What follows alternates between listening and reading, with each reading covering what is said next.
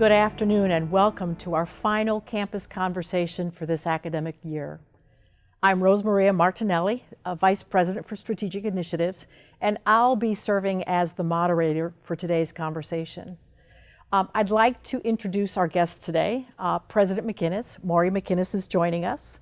In addition, we'll be joined by two of our newer colleagues, Paul Goldbart, Provost and Executive Vice President for Academic Affairs, and David Gray, our Interim Vice President for Budget and Financial Planning.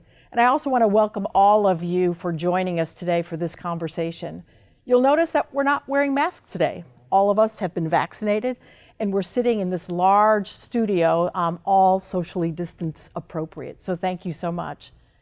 As with all our conversations, today's topics will range a bit broadly. We're going to talk a little bit about our budget updates, the results of the Strategic Budget Initiative, and plans for next academic year. Please be assured we want to leave plenty of time for a Q&A with all of you, our faculty and staff.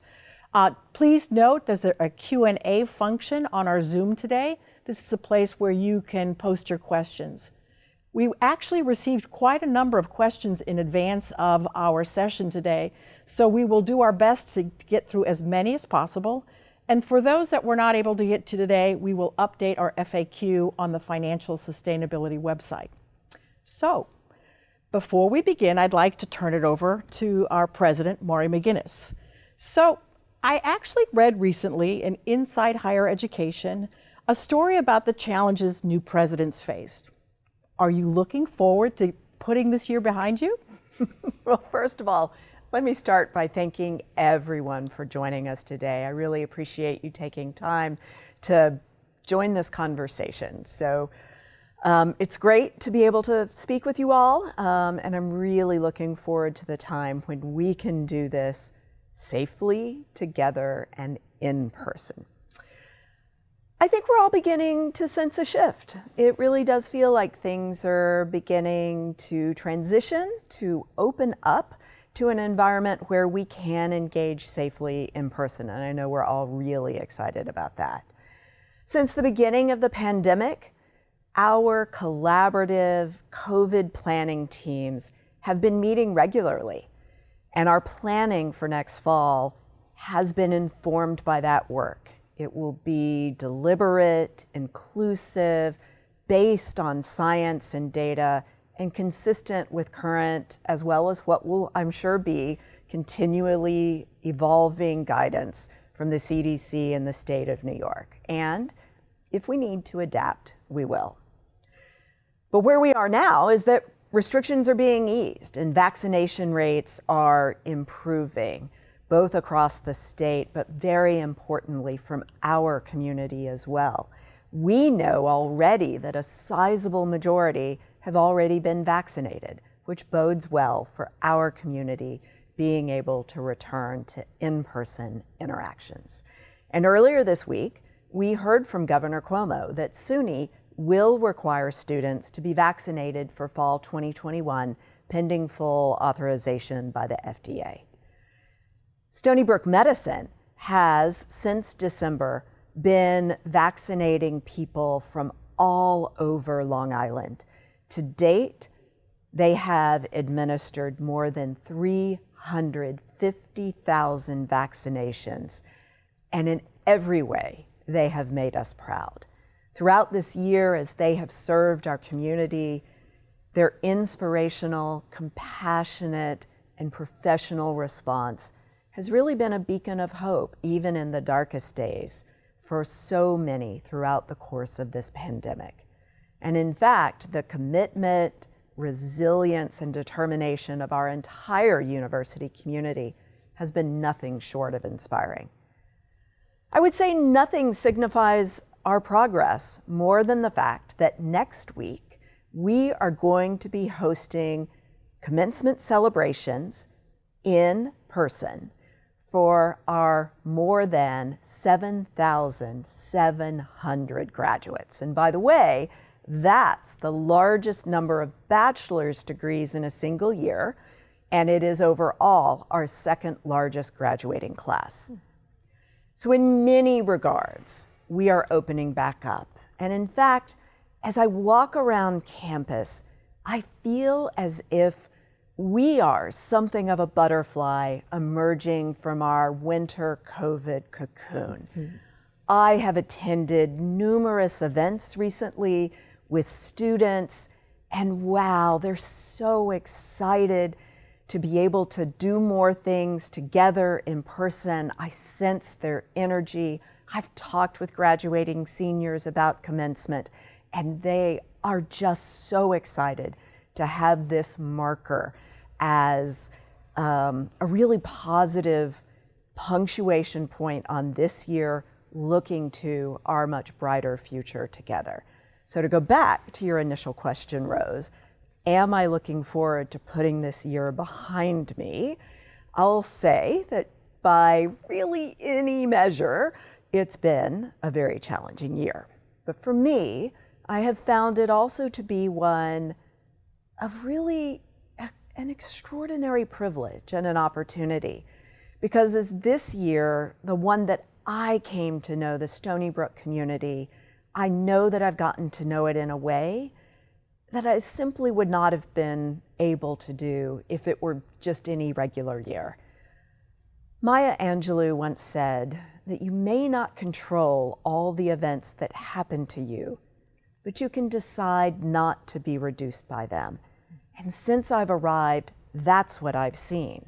I've seen our students, our faculty, our staff, our physicians, and our medical teams not be reduced by the challenges. They have risen to the multiple challenges that we have faced during this year. And I find myself impressed, humbled, and overall with a really deep well of gratitude for the opportunity to be part of the Stony Brook community.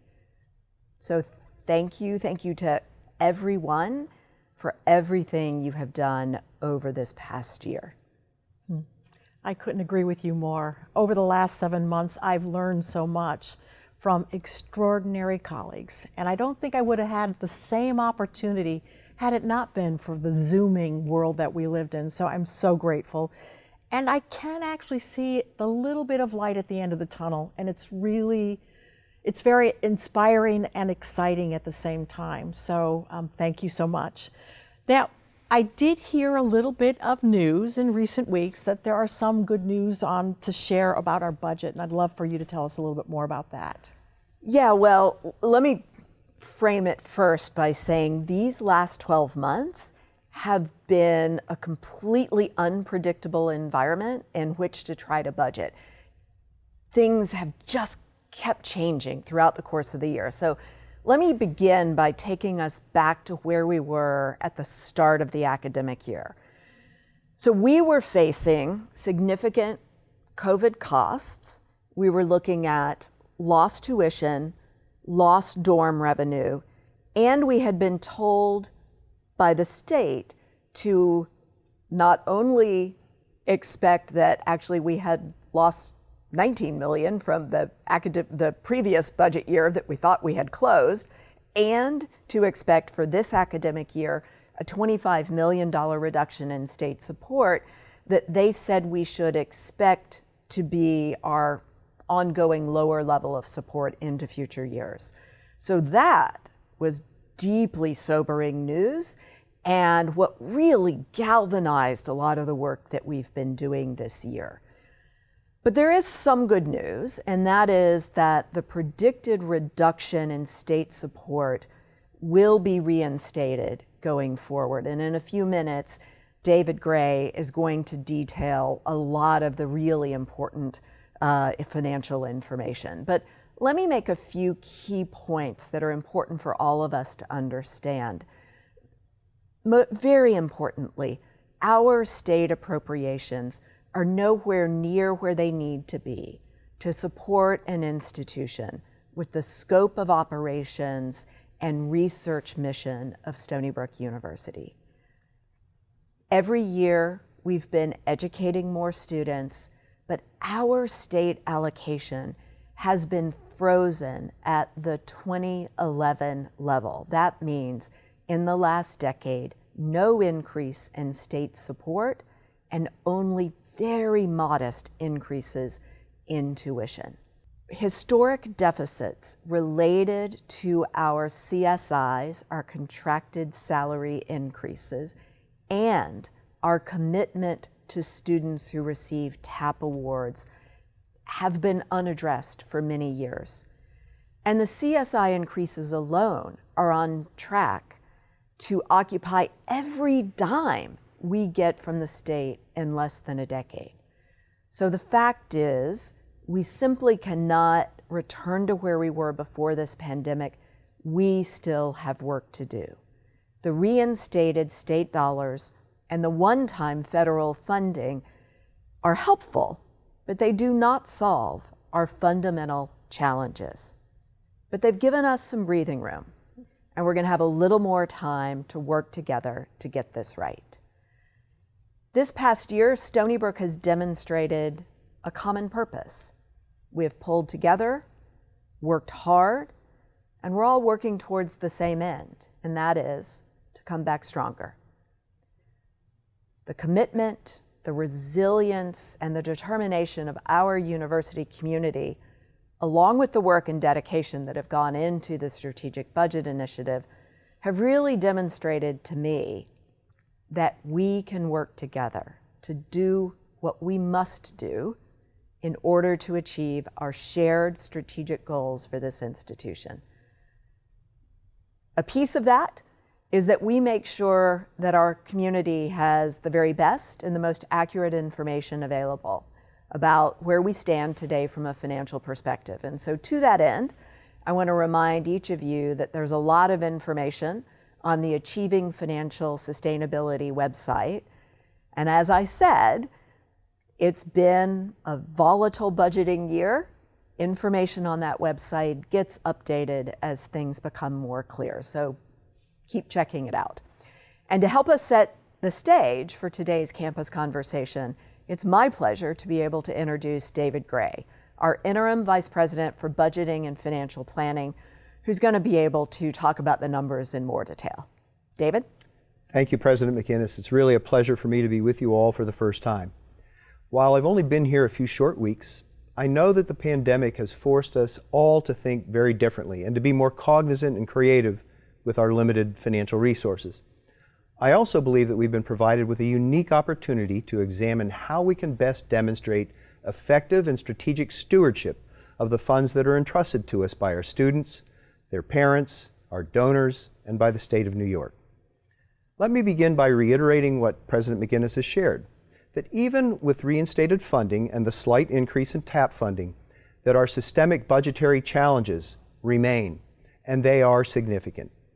I'm going to provide an update on federal aid and other topics that I know are of interest to you all, but I first think it's important that we remember the fundamental drivers of our budget challenge, ones that were not created by COVID and will not disappear now that we see the impact of COVID finally starting to recede. As President McInnis noted, this has been a particularly difficult time to do accurate budgeting or provide information and financial projections for a number of reasons. Part of it is we have reporting systems and processes that simply don't work well together or provide us with timely information that we really need. It's something that we're working on, and we will continue to work on it. More fundamentally, however, and as we are showing here, the key reason budgeting has been hard is that the facts keep changing. In this case, in the last few weeks, we learned that the 2019 retroactive cut would be reimbursed, and that the $25 million cut that we've shared previously would not actually occur. This chart shows how these changes, outside of anything Stony Brook controls, have significantly changed the budget picture and our projections.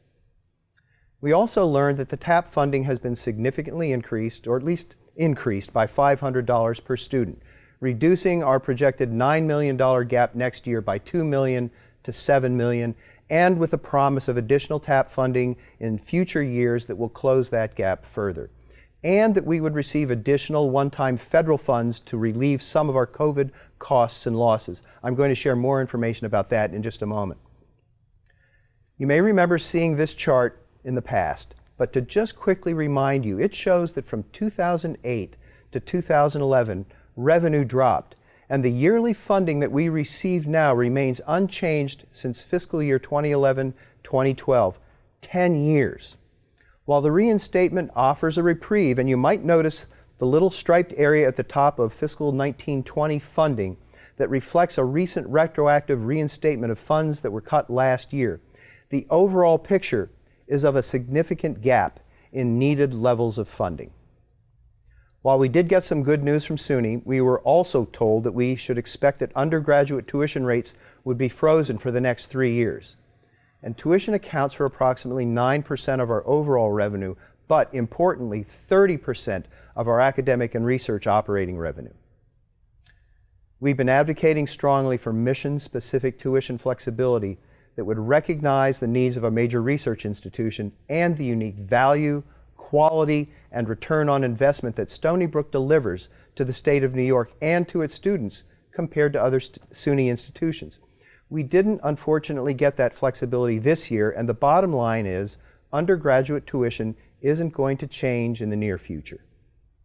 Moreover, our international student enrollment has historically provided a disproportionate positive impact to our net revenue, but it is at historically low levels.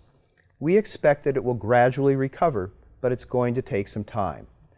The dramatic decline last year is not just one time, but a recurring drop in revenue that will roll through our budget for the next 4 years as smaller international student cohorts replace the larger classes that were there before. Safe to say the budget issue is going to remain with us for a while. In terms of our enrollment projections for next year, overall we are in a better spot for the fall of 2021. Our admissions and enrollment team has worked really hard to reduce the impact of the drop in international enrollment by aggressive recruitment of new first-year domestic out-of-state students as well as transfer students. While a significant recovery from an expected $20 million decline, tuition dollars from international and out-of-state enrollment are now expected to be approximately $12 million down compared to just 2 years ago. And finally, and perhaps most critically on the systemic side, there remain a series of unfunded mandates that are crippling. New contractual salary increases have significant impacts on our budget, a $10 million new cost in FY21, which compounds by an additional $10 million every year, so $20 million in '22, $30 million in FY23, and so on. Within a decade, CSI increases alone will have expanded until they are larger than our entire state appropriation, as President McInnis pointed out a few minutes ago. TAP funding was modestly improved in the New York State budget that was just passed, but it still does not close the TAP gap between funding and tuition rates. Obviously, COVID has had a significant and negative impact on our budgetary situation. On the hospital side, COVID costs reached almost $100 million and lost revenue a staggering $250 million. Even with federal reimbursements of $156 million, Stony Brook Medicine's unreimbursed losses totaled $193 million. But by deferring some payments and curtailing spending wherever possible, and with the easing of the pandemic, the hospital is beginning to turn the corner. As hospital operations increase, including scheduling of delayed procedures and elective surgeries, we're really happy to see things returning to normal there and expect a much more positive year ahead. So there is a plan to manage through those losses. On the university side, over the past 2 fiscal years, we estimate losses in dorm revenue of $51 million, $61 million in lost revenue and fees, $12 million in COVID expenses for a cumulative loss of approximately $125 million. 3 separate rounds of federal funding for institutional relief have helped reduce this total impact by $57 million. Stony Brook received $9.86 million in round 1, $20.6 million in round 2, and is expecting a further $27 million in round 3. We were recently informed that all rounds 1 and 2 and $11 million of round 3 funds will need to be returned to SUNY and applied to cover the deficit in our dormitory income fund. It's unfortunate that we're not able to use those funds for other purposes, but it is very important that we honor our commitments to the dormitory income fund so that Stony Brook can contemplate future capital improvements to our student housing. Stony Brook University also received $46.92 million that was earmarked specifically for student aid in round 1 and 2. And very importantly, we're expecting an additional $27.2 million in student aid as part of round 3 funding. The upshot of all this is that the unreimbursed COVID impact amounts to $67 million for the university. Fortunately, due to deferred spending, declines in various expenses due to COVID, and general belt tightening, we have together helped ensure that the actual negative impact to our financial position will be significantly less than it otherwise would have been. And we're thankful and grateful to all of you for the help that you've rendered by understanding our situation and responding accordingly. So, in conclusion, the financial picture's improved, but this does not mean that we're out of the woods or that we are in a position to relax. We're going to need to continue budgetary discipline, save wherever we can, and importantly, innovate and grow new sources of revenue over time. And I'll be happy to answer any questions anyone may have about our financial situation during the Q&A period. Thank you, David. And all the budget information available it can also be found on the Achieving Financial Sustainability website. It's been updated with the latest information, and as numbers continue to become clearer, we will continue to keep that updated. We really want to make sure the community has as accurate of information as possible. So now I'd like to introduce our new Executive Vice President and Provost, Paul Goldbart. For those of you who have not yet met Paul, I know that as you get to know him, you will be as impressed as I am with the depth and breadth of his experience. Paul is an open, collaborative, and compassionate leader who is deeply committed to supporting faculty and their research. I believe he is just the perfect person to lead us forward in pursuing our strategic and research objectives. So please join me in welcoming Paul to Stony Brook. Well, thank you, President McInnis. First of all, let me say how thrilled I am to be here at Stony Brook with you and with all of you for this campus conversation. This kind of opportunity to gather and discuss, even in a remote forum, is so important for a community like Stony Brook. And although I've only been on campus for a short while, the culture I've experienced to date is one of collaboration, of listening, and of a real commitment to this institution. Listening is absolutely vital, and I can promise you, and I know President McInnis believes this is key, we shall listen and you will be heard. I think this point is well supported by the work of the Strategic Budget Initiative, which has been underway, as you know, since October. I'm tremendously grateful for the work of the hundreds of members across this community who have been involved. And I'm delighted and impressed by the quality and depth of the thinking that has gone into these recommendations. I feel very fortunate to have arrived at a time when all of that great work comes together as a strong foundation as we continue to build on our strengths. Now I'd like to turn to the recommended SBI initiatives that have been selected for implementation, specifically those in areas that fall within the portfolio of the Office of the Provost. First initiative lies in the area of research, innovation, and scholarship, the creative activities that are at the heart of faculty and increasingly student life, in STEM fields, but also vitally across the entire exciting spectrum of faculty interests and expertise, the arts, the humanities, the social sciences, and more. I'm happy to thank all the members of the Research and Innovation Task Force for their ideas and recommendations.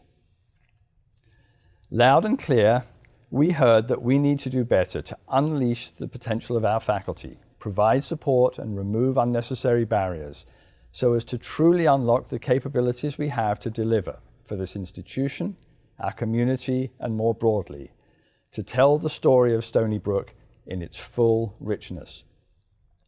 There are numerous components to this initiative, and the task force identified many of them. Intentionally working together to build up the capabilities of our faculty as their careers unfold. Some developing into leaders of multi-investigator research thrusts, others remaining more individualistic according to their personal styles. Supporting the development and management of research grants, especially large, complex ones, by increasing the level of staffing that undergirds these activities, and where appropriate, by enabling temporary teaching reductions.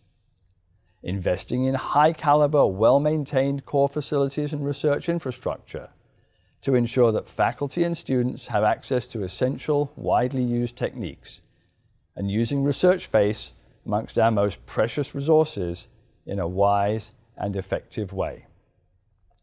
Further areas identified by the task force as needing improvement include promoting conversations across the campus and increasing the bump rate among scholars, including with our medical researchers, conversations that will grow collaborations and foster interactions that can bring to light fresh opportunities for interdisciplinary work, work that will solve problems in new, exciting, collaborative ways. And we have to provide internal grants to seed these research collaborations. Then there's thoughtfully reinvesting in mid-career faculty where possible, so as to spark and fuel exciting new areas of inquiry. And wherever we possibly can, we must reduce administrative burdens on faculty and staff. In short, we must do more to advance faculty capabilities throughout the full arc of a career, from first joining Stony Brook through to empowering intellectual contribution and fulfillment as emeritus or emerita members of the community. These are things we can do and must do. Before I continue, let me confess, I am a theoretical physicist. President McInnis, as you know, is a humanist. Academically, this is about as far apart as you can get. But I know we both have great regard for one another's areas and for every intellectual endeavor between. And on the importance of research and scholarship in every field and discipline, the creative activities we adore, we are fully aligned. This enormous span of research and academic excellence is a vital and emblematic strength of a university like Stony Brook. It's a strength we need to nourish and one we're committed to nourishing.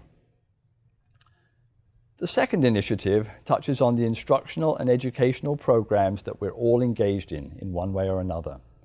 I'd like to express my deep appreciation for the thinking and creative approaches that were identified by the Academic Portfolio Task Force, its members and its various working groups through this process. We heard that we aren't doing enough to foster connections that create and support innovative educational programs. We heard that the way new programs and courses get approved is cumbersome and bureaucratic, and that's before they get to SUNY. We heard that the current tuition revenue sharing model clearly needs to be revamped to be more attractive and to serve as a way to inspire us all to be bold, to do new things that are rewarded at a personal level, and drive this university forward. And we heard that there are untapped opportunities in the area of professional education that take many forms, from certificates, credentialing, and badging to new ways to connect with the workforce, companies, and our community. We believe this is an area that will grow substantially, and that by building in this area, which would require some investment, we'd be able to live up to our ambition of extending the reach of our educational mission beyond the traditional sectors that we already serve. There is, of course, a lot more to say, but for now, Rose, I'm turning it back to you to provide more information on the SBI. I'll look forward to answering any questions you may have. Paul, thank you so much, and thank you for sharing your perspectives about these very important initiatives. And you'll be playing a very important role as we move forward towards implementation, so thank you. Those were just two of the task forces of the 5 task forces. And I'd like to talk a little bit about the other 3 task forces, share information about the work that they produced and the initiatives that are moving forward, and also spend a little bit of time talking about what comes next after this stage, after this decision. So the 3 task forces, we have the Stony Brook Medicine, we have Operations Alignment, and we have Optimizing the Campus Resources. So each of these groups have done a wonderful job really driving opportunities around where can we improve our work, where can we generate new revenue, and how do we make this a better place to work? So let me kind of walk you through each of these various task force reports. Let's start first with Operations Alignment. I was so impressed with this group. They immediately got to work and saw the challenges and spent a lot of time learning about how people perceive the pain points on this campus, and identified a wonderful number of initiatives to pursue. The four that I want to talk about today are really dealing with our procurement process. So let me just tell you, in 7 weeks, our procurement team that was working in a working group fashion identified more than $15 million in savings by improving our procurement process over 3 years. It's amazing. So we are going to establish a permanent contract evaluation team. And what we also learned was that it's great if we can share that information east and west. We were working quite independently, and we learned that working together, we can save a lot more money by sharing how we purchase and how we use our resources. Another significant pain point is really our outdated HR and technology processes and procedures. Crazy. We still do paper timesheets here in many portions. So we're going to start by improving our time and leave management systems, which will require some investments in technology, but it's going to save us so much time and frustration moving forward. We often hear about frustrations around paper. You still have to put a wet signature on an awful lot of papers around here.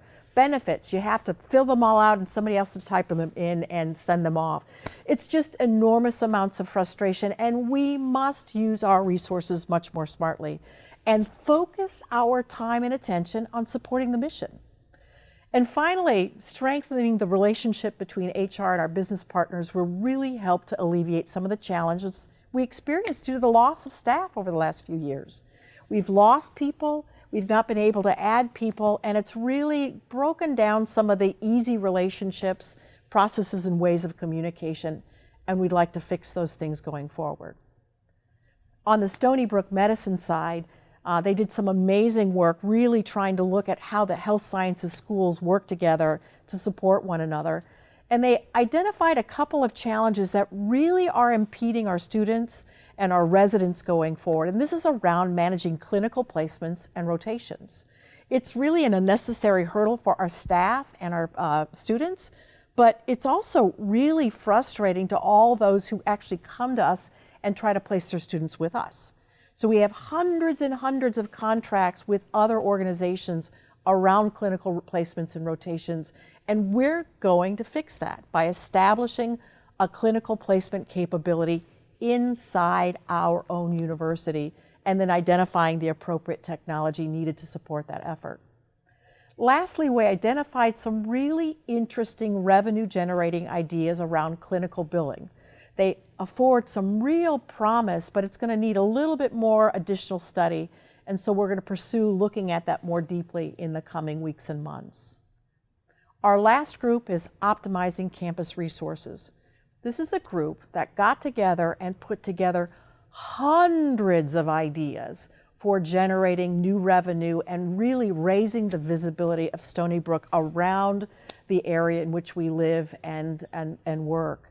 I want to focus on the two areas that we've identified, most importantly to begin developing a plan to really expand our revenue opportunities and expanding our visibility. One is about looking at strengthening our sponsorship and branding efforts. And then the other is really thinking about how do we showcase this university? We have phenomenal campus resources that not many people know of and could really leverage, not only for our faculty to hold symposia, but for other community members to really enjoy this campus. And so we want to raise the visibility of this place, begin to expand how we use our resources to benefit the entire campus community that brings dollars and resources and raises the reputation for us all. And so that's a really exciting opportunity for us. I have to tell you, stepping back to the Strategic Budget Initiative just 7 months ago, I joined 7 months ago, and here we are at this point of announcing where we plan to move forward and what we've chosen. I want to give my thanks to just hundreds of people. We have 5 task forces, 16 working groups, the Financial Sustainability Steering Committee, the Executive Leadership SBI team, and the deans. There were so many what I would call subject matter experts that came and talked to us. And it's amazing what we achieved together by asking the people who live and work and experience this place what are the opportunities for us to be a stronger institution? It was nothing short of outstanding work. And if I think about it, we took on this incredibly large and complex project at one of the hardest times in our history as an institution, in the midst of a pandemic. Needless to say, I think it bodes well for how much we can achieve when we can actually be together side by side in making this a better place to live, to work, to educate, to do research, to be a part of this community. Ultimately, this was a grassroots effort. We did it together. We understood what was working, what was not, where there are opportunities for improvement, where there are barriers and obstacles, and we came at this from looking at each other and asking each other questions, things that we've known for decades, but never had the chance to actually choose to solve for. So while we just mentioned a number of the priorities, I want to let you know this initiative generated hundreds of priorities that we actually listened to and investigated. We also put out a survey back in December where we asked you, what was important to you? What were your priorities? And this absolutely shaped our work. And you'll see that in everything and every decision that we make. It really reflects the survey results that we heard from you.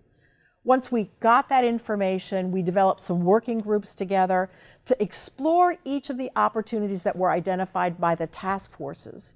These working groups studied the cost benefit, the implementation difficulties, and helped us to understand where some of these initiatives were actually interrelated and codependent. And that helped us to sharpen up the next stage.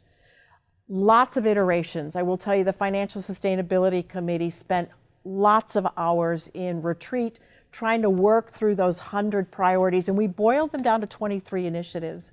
These we presented to our executive leadership, including the deans, who really gave us some greater input in terms of what we were studying and where there were opportunities for us that gave us the promise to save money or generate millions of dollars, and we more than delivered. Remember, $15 million in contractual savings alone.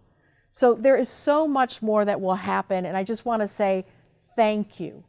Phase 3 is a little bit of a book to be written, and if you go to the Financial Sustainability website, it will outline those steps.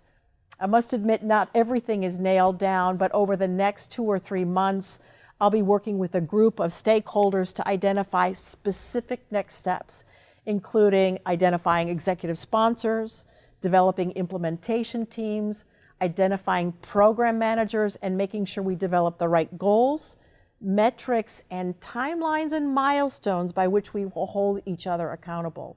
It's so important. This is not a report. These were not reports. This is not a shelf report. In fact, there isn't a written report. This is a belief in ourselves that we will take this information, this work, and move on it. So I want to just say thank you to everyone again, and to echo Maurie and Paul. We are listening. I am listening. All of us are listening, and we must work together, and we can make this a much stronger place by that partnership. So thank you. Now, I'd like to actually move into our Q&A. I think we've spent more than enough time talking at you, so I'd like to actually hear from you as we go forward. Let's take the first question. Let's see. Let's queuing this up. All right. First one. Didn't the governor say that CSIs are funded this year? Why is that still a problem? And how were CSIs funded for 2021? And when will we see those increases? That's pretty complex. Let me give this multi-part question to David. Okay, thank you, Rose. So simply put, there was no appropriation for this budget year to fund the CSIs. The State Department of Budget has withheld payment on all salary increases throughout the fiscal year. Governor Cuomo's statement simply meant to allow or authorize the payment of those overdue increases, but the state budget did not include funding to do so, and that's a really crucial point for everyone to understand. As in the past couple of years, agencies are expected to find the funding for such increases within their own operating budgets. So in fiscal 2021, Stony Brook plans to pay the increases out of our declining reserves. Thank you, David. Perhaps not the answer we wanted to hear, No. but thank you. Given all the federal support, is all this effort for the strategic budget initiative still necessary? Well, let me take that one on. That one's definitely for me. So when you think about it, yes, COVID hit. As David said earlier, even with all the release of state funds and the additional money that we're going to get from the federal government, we still are left with 67 million in unfunded costs. So yes, we must keep moving forward. The second thing that I think is really important, SBI is really about making this a better place to work by really working at the challenges that have been in our way, obstacles in our way, and also how to unleash new sources of revenue, how to make us more generative in the work that we do. So yes, we've got some good news that's given us some window of breathing room to make these changes, but we really need to take advantage and take this time to make these changes. That's going to give us the ramp up to really start to grow our revenue and really make us more generative altogether. So, sorry, that's my point of view. Next question, let's see. Okay, will the university require vaccines? I think since you talked about that earlier, Maurie, I'm going to give that to you. Sure, happy to answer that. So, as we know, Governor Cuomo last week announced that SUNY will require students to provide proof of COVID vaccination for the fall 2021 semester, pending full FDA approval. We will await additional guidance from SUNY, from the state, on how that will actually be implemented, but this is very good news. We also have other good news.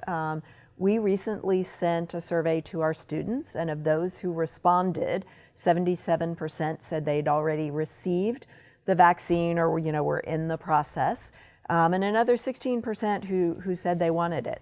We, Stony Brook Medicine, has been making lots of vaccinations available to our students, to our faculty and staff, and we know that many have taken advantage of this opportunity. And in fact, we'd like to know how many of our faculty and staff are indeed vaccinated. And there's a survey in this week's Coming Back Safe and Strong email. If you would have a look at that, click through to the survey. It really will take you less than a minute to fill it out. And that would be great information for our campus community to have. Great, thank you, Maurie. So what are the SBI initiatives expected to generate in terms of savings of revenue? Again, since this is my work, let me take that one head on. Already, I told you earlier in my comments that we've saved $15 million over 3 years just in procurement savings. And that's just scratching the surface. Can you imagine what we can do? Much of the new or expanded revenue opportunities are going to take us a little bit of time to start to come to fruition. We imagine between 2 and 3, we'll start to see the money, and by year 5, they'll be in more full fruition. So that's the plan. All right, next question. What role did shared governance play in the SBI? A lot, but I'll hand this over to you, Paul. Excuse me. Thanks, Rose. Shared governance has been front and center in this initiative. We sought guidance and input from University Senate leadership when choosing committee members and committee chairs. Senate members and other faculty and staff sat on all working groups and all task forces, and the head of the University Senate sat on the executive leadership team. Throughout this process, we were committed to seeking input and ideas from a range of stakeholders through a variety of channels and groups, and this was a foundational element of the process. Thank you, Paul. Okay, for fall planning, isn't bringing everyone back during COVID a risky proposition? Aren't you gambling with our health? Maurie, I'm going to just give this one to you. Sure, I am so happy to be able to answer that question because we've heard it a couple of times, and I'm really glad to be able to speak to everybody about it. So first of all, let me speak to my commitment and what has been our commitment for more than a year now, and that is the work that we will do together, collaboratively, through our COVID task force planning committees is going to be guided by data, guided by science, and our top priority is always to protect the health and safety of our community. From the beginning, or from a year ago, our planning committees have included both Senate and union representation. We include multiple experts from Stony Brook Medicine, and they've been meeting regularly throughout the year, and we've proven that our committees have put together in place a plan that has allowed us to have an incredibly successful year. We put in place surveillance testing, students, faculty, staff. We put in place guidelines for how we would interact on the campus. We made alterations to our buses, to our dining facilities, to our classrooms. We enhanced the cleaning protocols and the HVAC systems. We did everything that science suggested we should do. And we had an incredibly healthy and safe academic year together. And that is exactly the same kind of planning that has informed our decisions to date about the fall.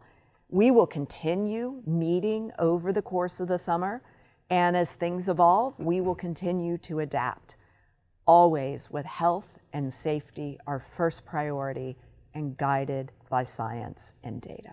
Thank you, Maurie. Who decided which SPI recommended initiatives to pursue, and how were they selected?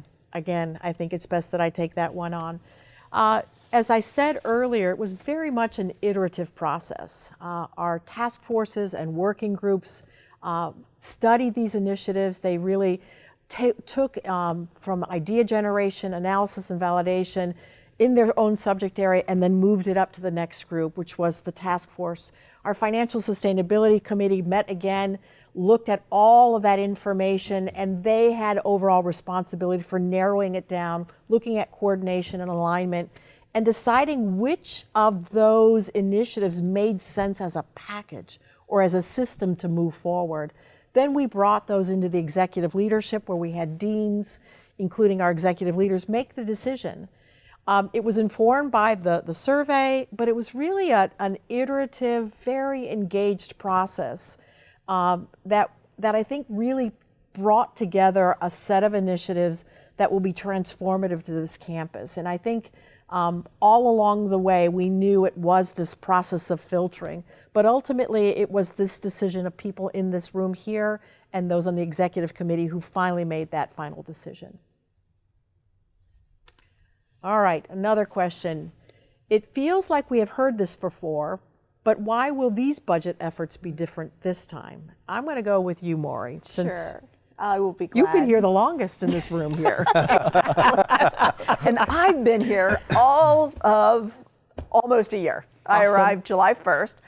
And one of the very first things I recognized that in addition to the challenges we were facing because of COVID, just making sure that our community was healthy and safe, we were facing some really significant budgetary challenges. And so started immediately by soliciting input from across our campus, from listening. And we designed, of course, the strategic budget initiative so that we could hear your feedback, your concerns, as well as get your great ideas for moving forward. Where are we now? I think now is our moment. This is an imperative for us. It's not just a financial one, it is also a way and has been a moment for us to renew our commitment to the success of Stony Brook University. I can't really speak to what might have happened in past efforts, but what I know is that I am committed to our ongoing strategic, collaborative, open, and future-focused work together. the decisions made and the actions taken today are going to set the course for Stony Brook's future. I came to Stony Brook wanting to help it continue to meet its potential, and that is my commitment to you, that we are going to work together in this open and collaborative way to enable everyone associated with Stony Brook University to thrive. Thank you, Maurie. And it means so much to me because this is an exciting time. This is where we launch the rocket. It will be, that engine burn. It takes a long time for the engine to burn, but then we launch. So this summer is going to help be that burn time for us as we get planning. All right. Let's see. The research and innovation related initiatives all seem related to attracting engineering, STEM type large grants. What role does the humanities have in the research equation? I'm going to turn this over to you, Paul. Yeah, thanks, Rose.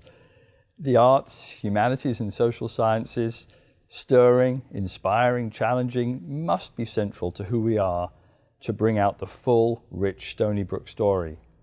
Many of the strategies selected by the Strategic Budget Initiative will go far to support research in them. Fostering campus connections, awarding seed grants, support for proposal development and grant management, reducing the burden of administrivia, and a whole suite of ways to build faculty capability across the full arc of a career. Yes, we should support STEM, but it's essential that research and innovation be supported and strengthened across the board. And by the way, we must be firmly committed to our solo thinkers too, not only to teams of investigators. Thanks, Paul. All right, the next question. How much federal relief funding did SBU and SBM, Stony Brook University and Stony Brook Medicine, receive? And how is it being used? David, since you talked about this earlier, I'm going to hand this one to you. That's fine. Thank you, Rose. So with respect to the institutional non-student aid portion of funding that we've received in CARES and HERF funds, Stony Brook received $9.86 million in round one, $20.6 million in round two, for a total of $30.47 million. And importantly, we're expecting to receive a further $26.8 million in round three, for a grand total of $57.28 million. As we have said, we were recently informed that all of round one and round two funding and $11 million from round three funding of the institutional segment will need to be returned to SUNY and applied to cover the deficit in our dormitory income fund. Thank you, David. So a little bit more there, if I might, Rose. Okay, sure, please. We also received approximately $46.9 million earmarked specifically for student aid in round one and round two, and another additional $27.2 million in additional student aid as part of round three. That's tremendous support, badly needed support for our students above and beyond the normal Pell Grant assistance that is routinely provided. So that's tremendous. Also, $3.6 million for an FSA Paycheck Protection Program loan, and $500,000 for a Child Care Center Paycheck Protection Program loan. So additional assistance to those related enterprises that support the mission of Stony Brook University. Thank you, David. Still not enough for that $67 million. No, not enough. Thank you. For me, let's see, is SBI replacing our strategic planning process? No. SBI is the Strategic Budget Initiative. We use the word strategic because we wanted to get together and think about this from a lens across the campus. What are the various levers that we can pull together to build a strong foundation, a financial foundation, to ensure our university's future? But it's really, in many ways, just a precursor. I think what we learned so much is we pulled together the data, we pulled together the thinking that will help us in the future prepare for the strategic planning effort. But this is really about budget and financial foundational work to support where we are today. All right, here's another question. When do you anticipate starting a strategic planning process? Good two things that were together. Yes. I'm going to turn that over to you, Mark, because we're still assembling our team. Yeah. So as Rose was just saying, the first thing we needed to do was build a strong financial foundation for long-term university success.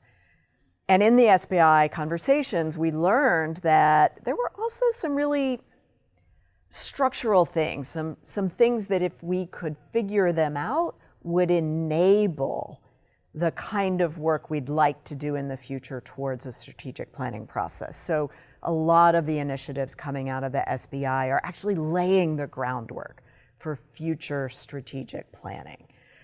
As you know, we've also had a number of key leadership positions that have either recently been filled or are in the process of being filled. And before we launch strategic planning, I want us to have our key leadership people who are going to be leading those future directions in place.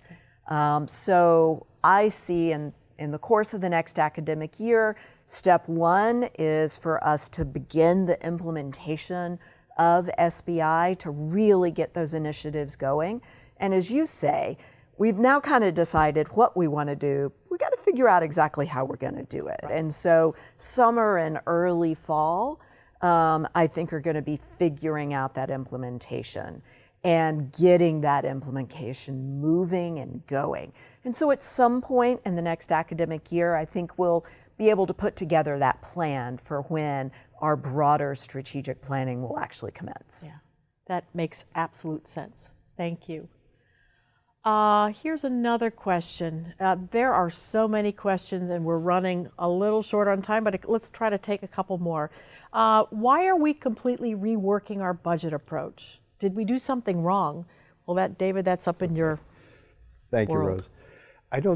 I don't think that it isn't as simple as we did something wrong, but unfortunately, I don't think that our current process has really worked well for us. Certainly not as well as it should. And so we really need to think about how we better align our goals and recognize our challenges. And I think very, very importantly, and President McInnis has made this very clear, she wants us to move to an all funds, multi-year approach to budgeting. And that makes the utmost of sense. Budgeting really at its core should be about serving the university as a strategic tool. One that helps us forecast, one that helps us manage our resources better, and importantly enables planning and supports planning. The ability to look ahead and have the resources to back that up.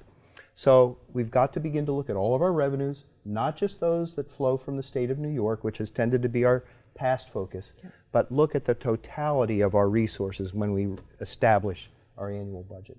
Thank you, David. That's really helpful. Thank you. All right. I thought we were in the middle of a budget crisis. How do we have money to invest in the SBI implementation? It's a very good and tricky question. Let me see if I can take a cut at this. So if I think about it, this past year we all spent time as a community pulling together to improve our financial situation through tightening our belt. We saved quite a bit of money by really deferring spending, those types of things. With the restoration, some of the state funds and these savings, I think we have the opportunity to invest in areas that the SBI process identified that have been ignored too long and that will unleash our ability to actually be more effective and efficient. That's really been kind of the structural inhibitors to how we work together as an institution around innovation and allowing us to collaborate more effectively together. So it's really a time that if we don't spend the money, when we actually have a little bit that we can devote for this, we're not going to have achieve the momentum, get that rocket fuel going for the future. And what we've tried to do in the SBI is choose initiatives that just need a little bit of money to get them launched while new revenues join up. And this is all about having an impact on this community, not for just tomorrow, but really to unleash us for years to come in terms of effective, efficient, and really allowing you to use your time much more effectively in the work that you do. So I hope that we can say yes and move forward on this because it's going to really make a difference on this community. Well, I just got the notion that we are out of time. I also noticed that there are a whole bunch more questions queuing up on the side. So let me just say that while we're ending our session today, we will take the additional questions, which are many, and add those to the FAQ in the coming days as soon as we get a chance to address them. Please note the financial sustainability website is going to be a place that's going to grow and evolve and tell you a little bit about where we are in the implementation process, tell you where we are in terms of what we're learning about the budget and our planning. And I urge you, even when you go off for the summer, that you check back with us often as things will be unfolding in the coming weeks and months. So before we close, President McInnis, do you have anything else that you would like to say today? Thank you. Yeah, thank you. And thank you to everyone who has joined us today. I'm really so pleased with what we've managed to achieve during this year. And I know it's been a very difficult year, but I'm really excited about what we can do together as things begin to return to normal. What we each need to recognize is that at the end of this day, really, this is all on us. We're responsible for our own future. And that is one of the reasons why I'm just so pleased and really energized by the progress being made in our strategic budget initiative. The initiatives we're moving forward are going to help us embrace the future and become what I know Stony Brook aspires to be.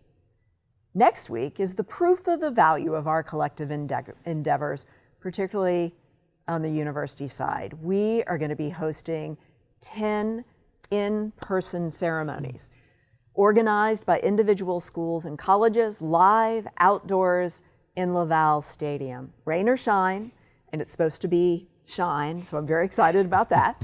It is an opportunity to celebrate, to come together as a community, and to really celebrate the accomplishments of our students and what they've been through in this very difficult year.